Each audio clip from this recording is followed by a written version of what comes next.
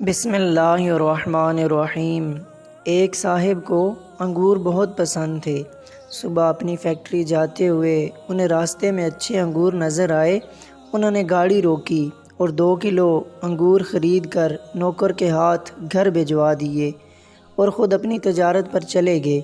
دوپہر کو کھانے کے لیے واپس گھر آئے۔ دسترخوان پر سب کچھ موجود تھا مگر انگور غائب۔ انہوں نے انگوروں کا پوچھا۔ گھر والوں نے بتایا کہ وہ تو بچوں نے کھا لیے، کچھ ہم نے چکھ لیے۔ معمولی واقعہ تھا مگر بعض معمولی جھٹکے انسان کو بہت اونچا کر دیتے ہیں اور اس کے دل کے تالے کھول دیتے ہیں۔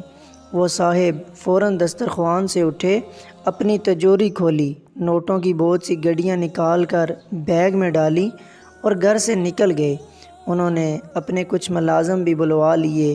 پہلے وہ ایک پراپرٹی والے کے پاس گئے، کئی پلاٹوں میں سے ایک پلاٹ منتخب کیا، فوراً اس کی قیمت ادا کی۔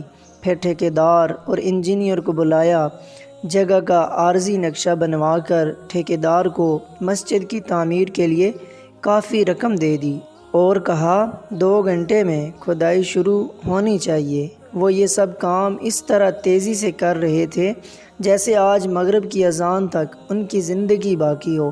ان کاموں میں ہفتے اور مہینے لگ جاتے ہیں مگر جب دل میں اخلاص کی قوت ہو، ہاتھ بخل اور کنجوسی سے آزاد ہو تو مہینوں کے کام منٹوں میں ہو جاتے ہیں۔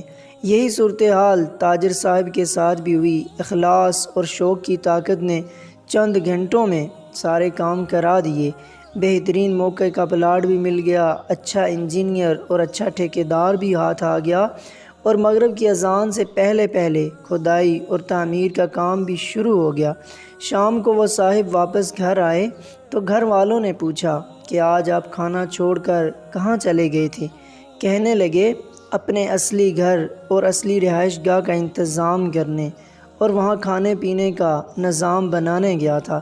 الحمدللہ سارا انتظام ہو گیا، اب سکون سے مر سکتا ہوں۔ آپ لوگوں نے تو میری زندگی میں ہی انگور کے 4 دانے میرے لیے چھوڑنا گوارا نہ کیے اور میں اپنا سب کچھ آپ لوگوں کے لیے چھوڑ کر جا رہا تھا۔ میرے مرنے کے بعد آپ نے مجھے کیا بھیجنا تھا، اس لیے اب میں نے خود ہی اپنے مال کا ایک بڑا حصہ اپنے لیے آگے بھیج دیا ہے۔ اس پر میرا دل بہت سکون محسوس کر رہا ہے۔ اس تحریر نے ہمیں بہت کچھ سوچنے پر مجبور کر دیا ہے۔ اللہ تعالی ہمیں قبر اور حشر کی تیاری کرنے کی توفیق عطا فرمائے اور آخرت کا سامان جمع کرنے کی توفیق بھی عطا فرمائے، آمین۔